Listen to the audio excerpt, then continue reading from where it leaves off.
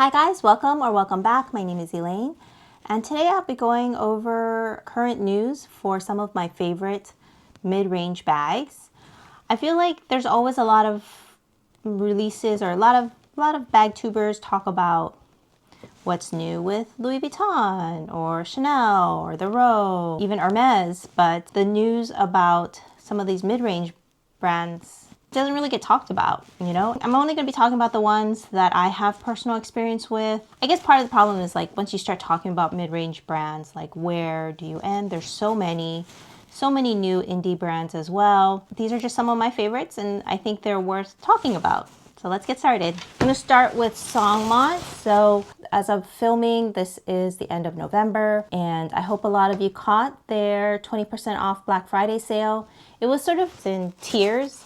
So there's a 10%, 15%, and 20%. I think if you were planning to get a Songmont bag, it was a great time to take advantage of those sales.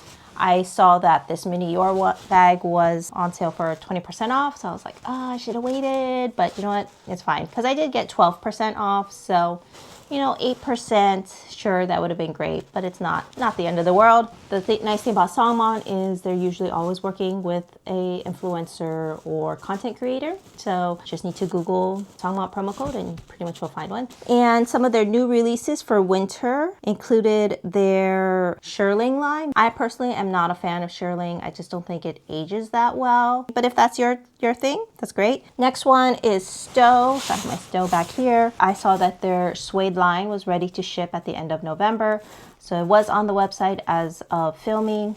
I was very tempted to get a suede bag, but I said in the past, like they add quite a bit of tariffs. I mean, I guess it's like 15% and it comes in during checkout. So it's a little bit of a sticker shock. For the Black Friday, they did have free shipping, which did knock out about $25. Next is Michino. So for winter, Michino did sort of their ski line. Those are also made from shearling. However, their shearling looks a lot more feathery. Like it's not the UGG type of shearling. It's like, I don't know, like if you've seen shearling on like pillows, it's like smooth and long. I mean, it was beautiful, but again, shearling is not really my thing. They did it mostly for the small line of bags. What do they call it? Lightes. So yeah, again, not really my thing, the shearling, but it is beautiful. Next on my list, Atelier Pegai. So Atelier Pegai is Tanner Leatherstein's brand, and he did come out, I think it was last month, where he decided to release his current lineup of bags. So the Luna and the Helen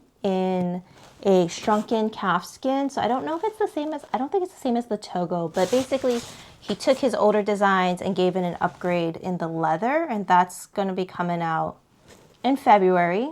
So I did actually do a pre-order. I think it was around $600. I got the Luna bag. As you know, I've tried out their Flora tote and it was not for me. The leather was beautiful, but just the design didn't really work for me. So I decided to give his kind of older designs with the new leather a try. So we'll see. Of course, we'll be doing an unboxing and review once it comes. And then last but not least on my list here is Polene. So there's my Polene Noof East West. And it looks like they have, for winter, instead of doing shearling, they decided to do a knit. So it kind of looks like sweaters on a bag, which I don't know. Like, how is that going to wear? Does it pill like a sweater? Is it going to stretch out? Is it soft? I'm assuming so, but not my thing. Again, I'm not really into winter lines of bags. So these are the state of some of my favorite mid-range bags. And then I guess wanted to talk a little bit about other mid-range bags that I have yet to try. And I wanted to see your guys' opinions. If any of you have these bags, can you let me know if they're worth getting? You know, maybe I can do it for a future review. And of course, if I like them, then I will add them to this sort of post about current releases about mid-range bags. So the ones that I have on my radar that I have yet to try are Le Tanneur. So that's the one that I've seen that has like T's on their hardware. There's Status Anxiety, Dragon Diffusion, and Lifner. So Lifner used to be Little Lifner. I think back then I wasn't really into their bags, but they've got some pretty good looking ones coming out this year. Those are the brands that are sort of on my radar that I might be looking into come 2026. So let me know if you have a vote for any of these for me to review. And other than that, I mean, are there other brands you would like me to report on? I hope to continue talking about mid-range bags just because honestly, these are good makers. They care about their customers and they make good products. And I think they deserve a shout out. I think they get a little bit drowned out in the noise of all the really big conglomerate brands. And so I don't need to be covering those. You know, there's plenty of people who are willing to talk about their new releases. So let's see what these little guys can do.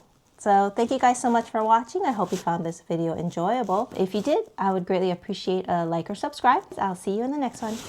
Bye.